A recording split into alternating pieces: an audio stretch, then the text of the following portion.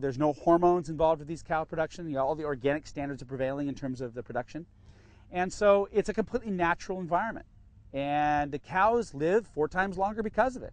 They put out less milk, but the milk value and quality is much higher. I mean, you got different kinds of butterfat. The omega-3, omega-6 fatty acid ratios are different. The CLA values are different.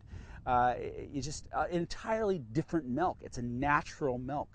And we find most dramatically, most excitingly, is that when you go natural like this and you put the cow in a green grass pasture, you never find pathogens. And pathogens are disease-causing organisms for human beings. Bad bugs. You never find them. They're just not there. Are the cows themselves just healthier? They're healthier, but their physiology has changed. The rumen is a completely different environment when you don't have antibiotics. Antibiotics are an indiscriminate shotgun on the body. They go in and they're intended to kill a particular pathogen, let's say, that's making a disease process occur, let's say, causing an infection in the uterus or something, or not the uterus, but the udder. Mastitis. Well, it doesn't just go after that infection. It goes after every bacteria in the entire body.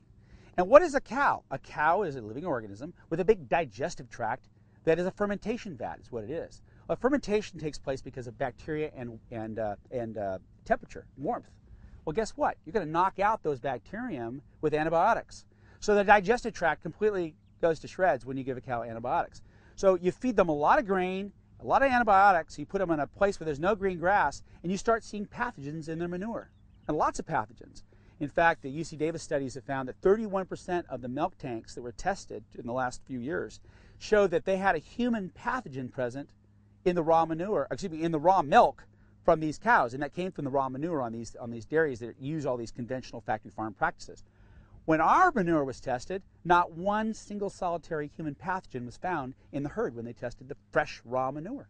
Let's talk about 4 things: pasteurization, homogenization, standardization, and then supplementation. Those are probably the 4 things we could probably talk about with milk. Conventional dairy systems and the current paradigm, if you will, the culture we have in the United States, is where you take milk to a creamery. And the milk is collected from many different dairies and goes to a creamery, allows a very high level of bacteria in that milk because it's all commingled together, and it goes through a pasteurizer. The pasteurizer is heat treatment. That's all it is, heat treatment. The milk is taken to at least 140 degrees in a vat, or 161 degrees. In the vat, you would take it for maybe 30 minutes. It would be a long-term kind of thing. Pasteurization at HTST, which is the high temperature short time pasteurization, is 161 degrees for about 15 to 20 seconds, depending on whose standard you're working on.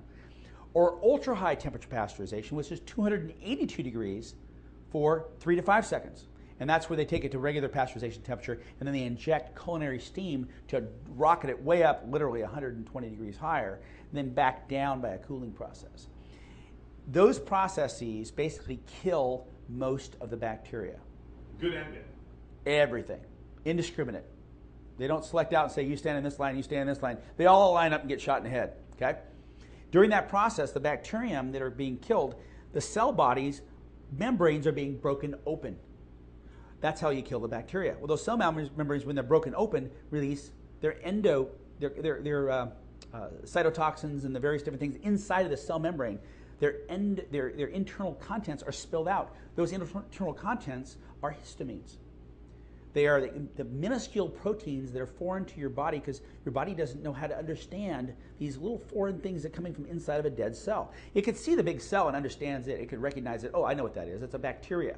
But when you break it open, you have all these little foreign proteins running around. Those are histamines, which starts a big battle and triggers an immune response of the histamine reaction.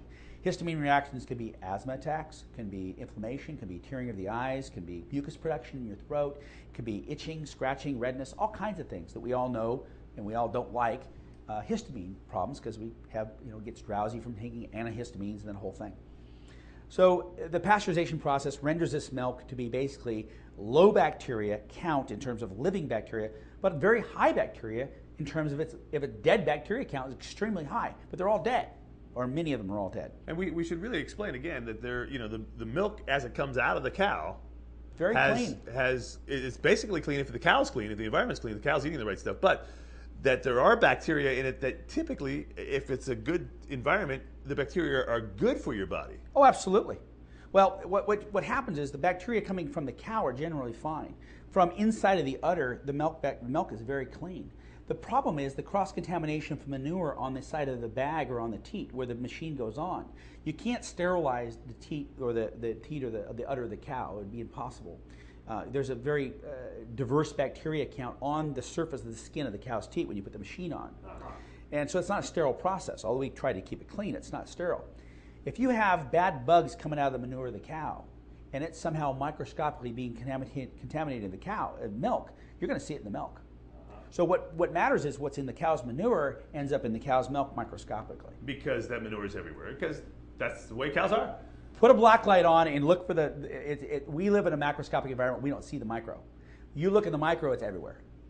You know, it's like wearing a white suit in a black room that was just painted black. You're going to get black on it, but you can't see it because the bacteria is microscopic.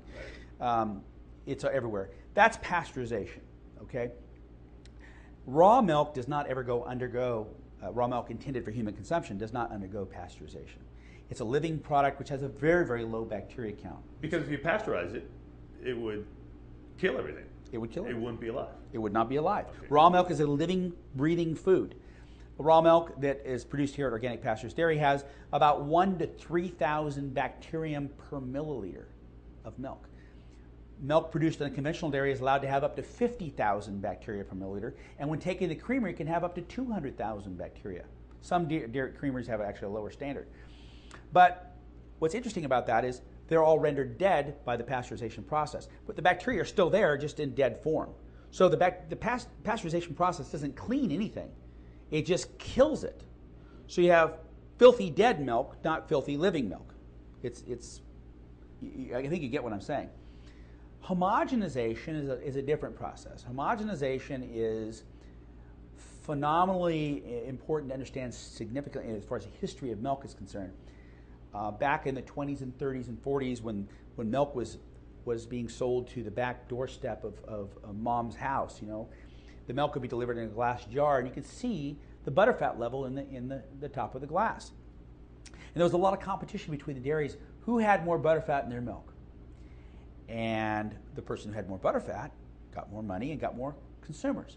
Well, the housewife would look out in the back and say, the free one that came from the competitor had more cream in the top, and the old one came from the old guy, had less cream. She'll take the new one and leave the other guy to rot and tell him that she wants the new dairy distribution, and so they'd win the competition on that household for milk, okay? So it was a competition between who's got more fat and who doesn't have. Well, the dairy industry figured that out. And they said, you know what?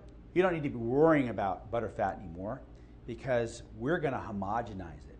We're going to make it all mixed together. And we're going to fortify it too. We're going to add in some vitamin A and vitamin D, which needs to be homogenized to mix it all together. And in case it doesn't have enough, we'll even add in some dried powdered milk to fortify it even some more, make it even better for you. So they got the people in this country convinced that destroying the butterfat so it no longer floated in the milk was important. What they didn't realize, or maybe they did realize, I'm not sure. If they did realize it was a crime, hopefully they didn't realize it, was that they were actually destroying an essential part of the embodiment of the milk itself. And that by crushing the butterfat cells and making them little pieces, they were releasing some very, very important enzymes which are not supposed to be in milk. They were destroying the butterfat as it was. They're making that butterfat from a nice, soft, big, spongy, marshmallowy looking thing that doesn't generally go through your intestines. It gets digested in your intestines and doesn't go through into little shards that move all over the place and go through your intestinal wall and get moved places they aren't supposed to be and get logged up and all kinds of problems happen.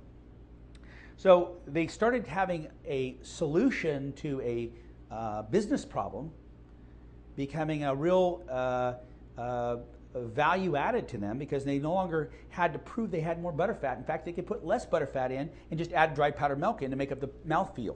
Because skim milk looks blue, it doesn't look white. But you could add in other things to make the milk look white and have less butterfat because you can make butter out of your butterfat and cheat it from the housewife who wanted whole milk. So it was a way to start cheating people out of their milk value and actually cheating our bodies out of nutritional value. And that hopefully was a side effect, not an intended effect. And some European nations have found in their studies, the FDA denies this, that coronary artery disease is directly associated to homogenized milk.